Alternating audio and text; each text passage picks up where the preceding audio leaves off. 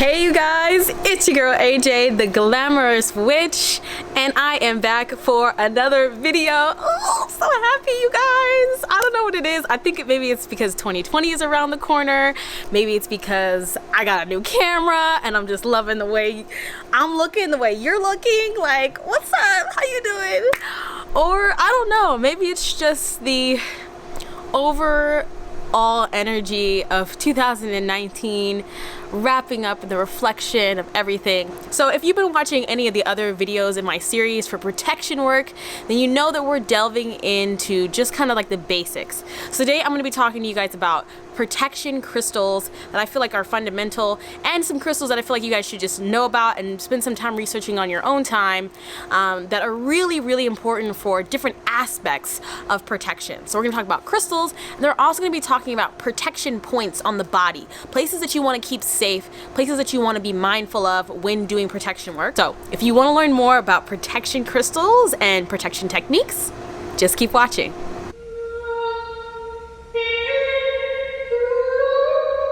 So something that's important to know about crystals and gemstones, I did a video about crystals and how they work and what crystals are all about. So if you want to go check that out, please do. It's not just about having the crystals and like holding the crystal and waving the crystal in the air. I don't fucking know.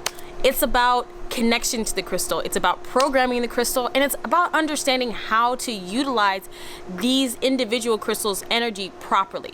Because you can have a bunch of crystals in your space just sitting around, but if they're not doing anything and you're not telling them what to do, they're pretty much just like extra roommates that don't pay rent.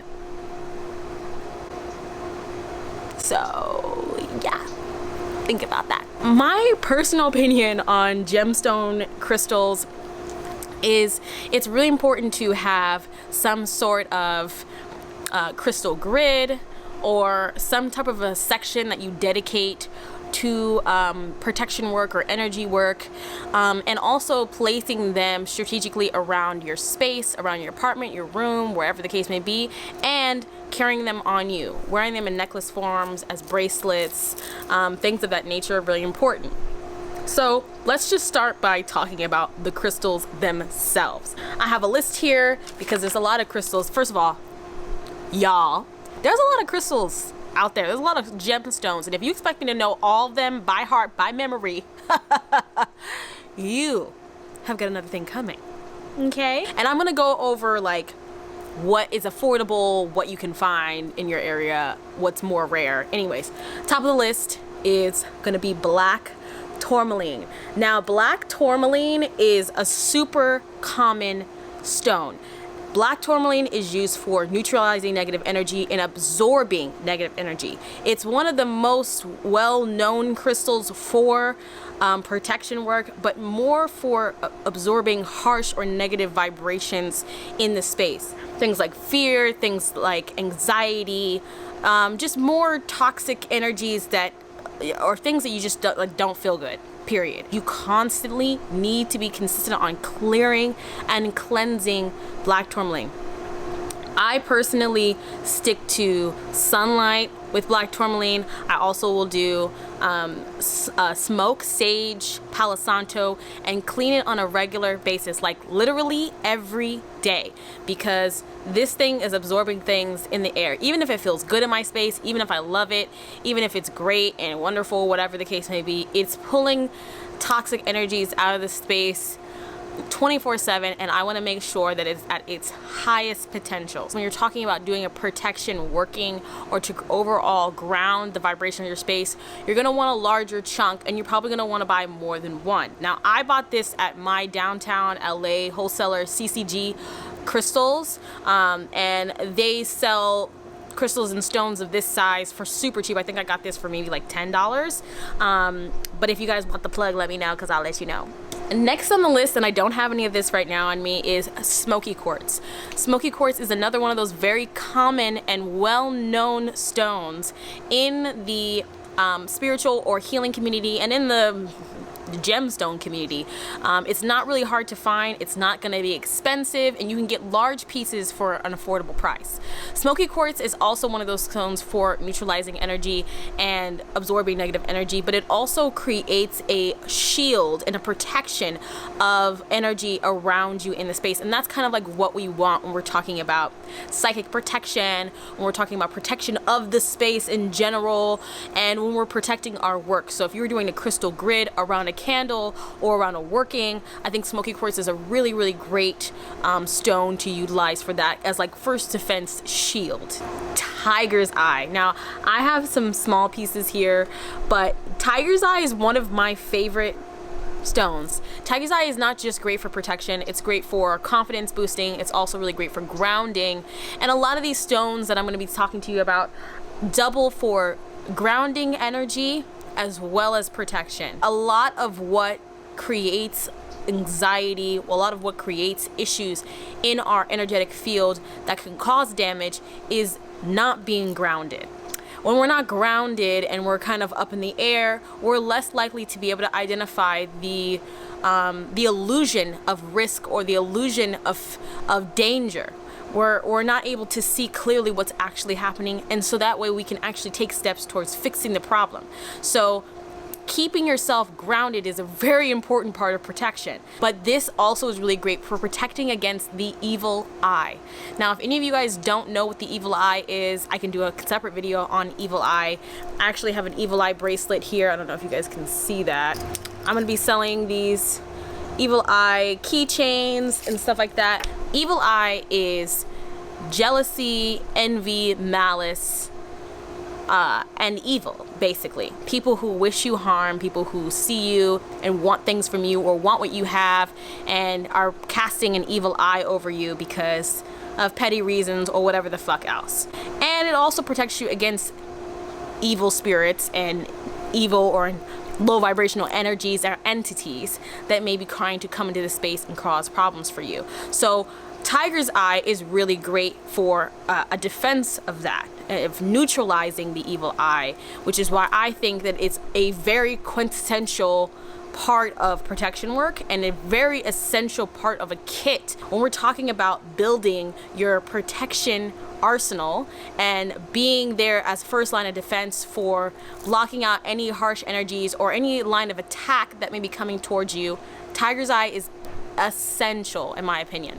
Some people may not think that this is a crystal that is used for protection, but I feel like if you're a magical practitioner, you need to have this stone on you at all times, and that is going to be Labradorite. Now, I am a Labradorite freak. I have tons. I literally have a bag of Labradorite chips. I'm wearing this Labradorite ring, and Labradorite is depicted, it's actually in the same family as Moonstone. The difference between Moonstone and Labradorite is honestly just like this color, but they both have the flash element.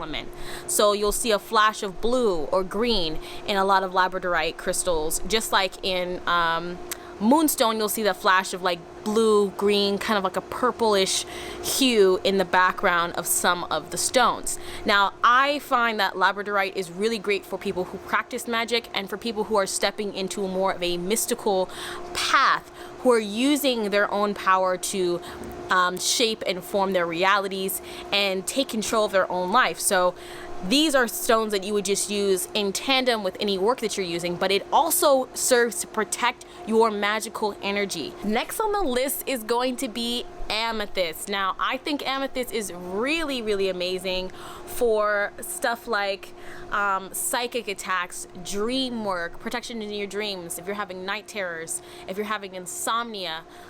It's really delving into the third eye and the crown chakra work. And this also is really great for things like addictions and overindulgences in certain aspects. Now, I will say this, and I've said this before in my crystal video, I don't suggest that if you're struggling with addictions or overindulge in certain things that you just use amethyst as a tool, but alongside therapy and, you know, rehabilitation, I think amethyst is a really great way to help with things like addiction. With an amethyst crystal, the real benefit I find with amethyst is that it serves to protect the psychic aspect of a person's mind and allowing them to freely tap into their own intuition and their own third eye to be able to see and perceive things ahead of time that may be coming towards you. Another great use for amethyst is in slingshotting back psychic attacks and psychic disruptions.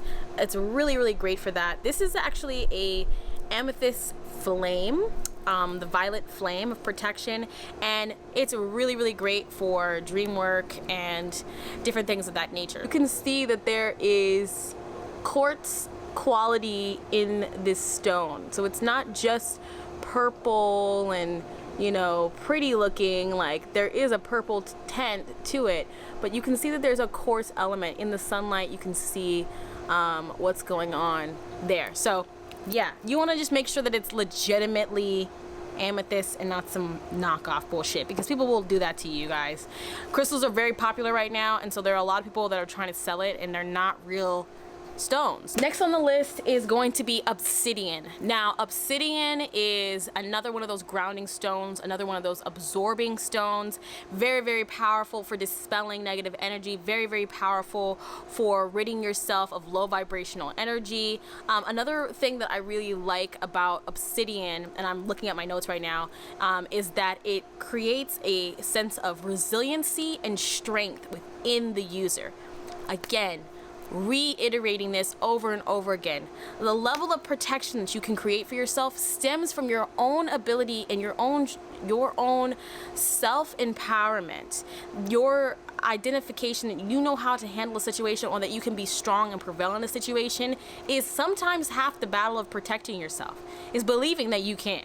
And believing that you're strong enough to handle what's coming at you and what's going on in your atmosphere. Also, another one of those stones that you want to make sure that you are constantly cleansing, especially if you're using it in a crystal grid or as a protection aspect in your overall space. Next is going to be black kyanite. Now, black kyanite is, well, kyanite, there's so many different types of kyanite. There's blue kyanite, there's all different types of kyanites. So black kyanite specifically is really great for clearing away energy, but it also creates a protective shield around you in your space. So it's one of those types of things that you want to add to a crystal grid or add to each corner of your space. But it's also a kyanite crystal, which means it's great for charging and clearing the energy of other stones around it. So adding a kyanite crystal to your crystal grid will also serve as replenishing the energy of the crystals around it.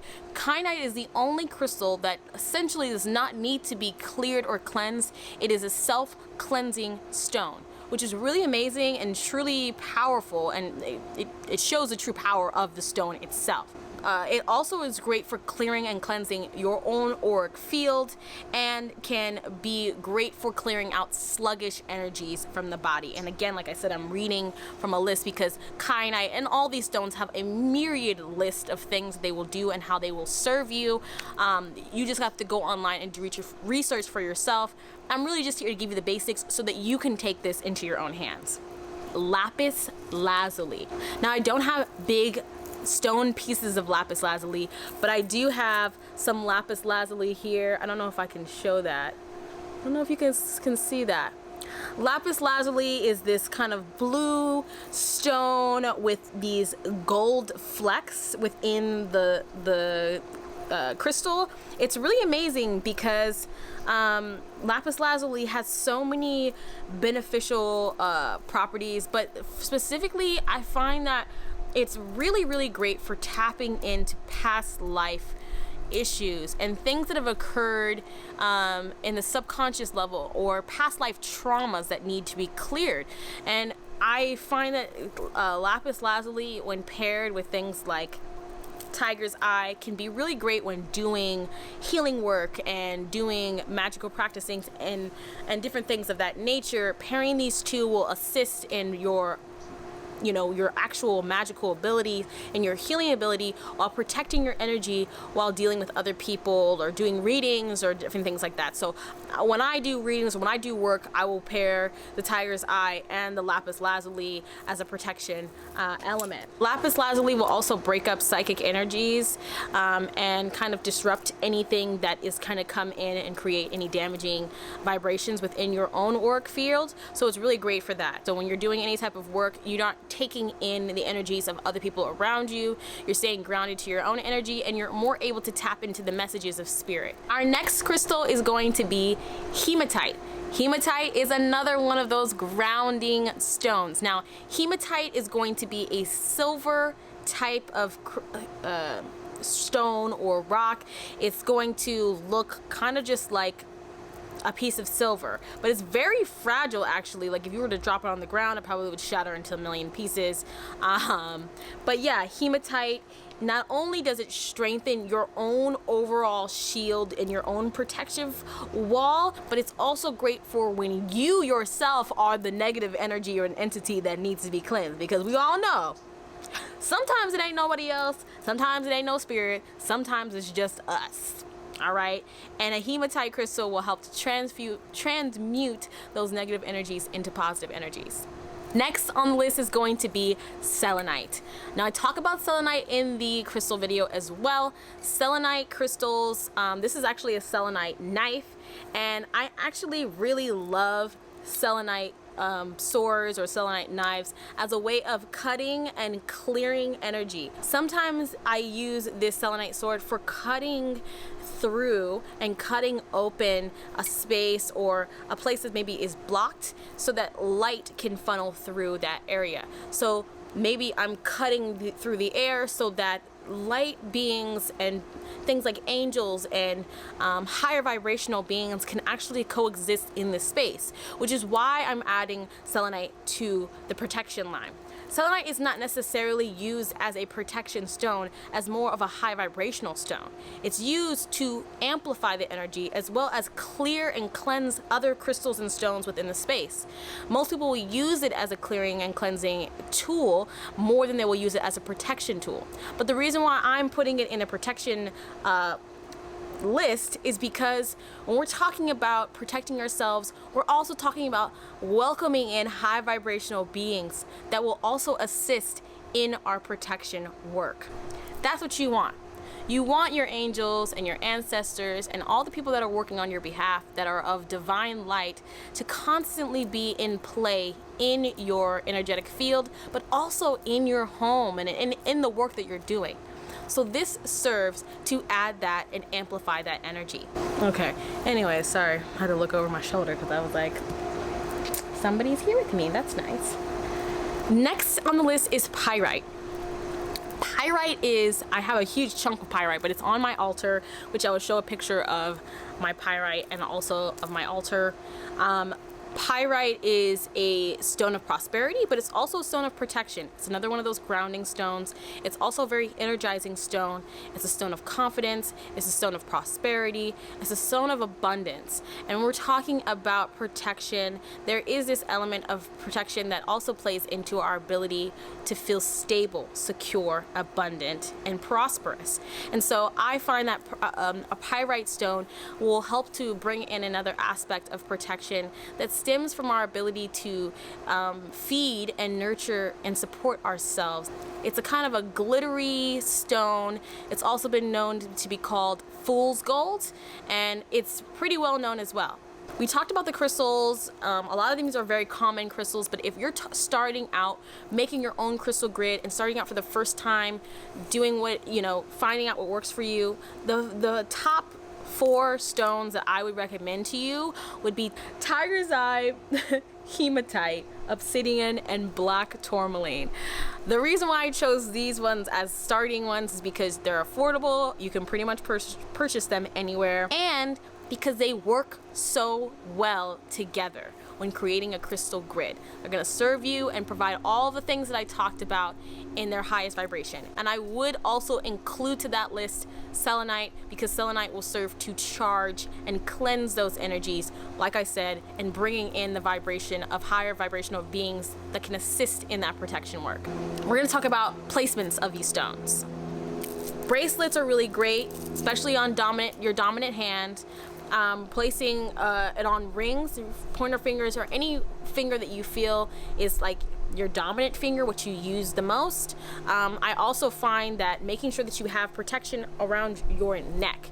Your neck is one of the most important areas to protect in general, in life, in the wilderness, out in, you know, in the jungle and shit. Protect your neck, because spirits can access you, energies can access you from the back of your neck and really your entire neck and your entire head space, which is why you see people wearing headscarves and protecting themselves in a lot of different cultural practices, is because this whole space here has so much energy flowing through it and processing and going through it at all times.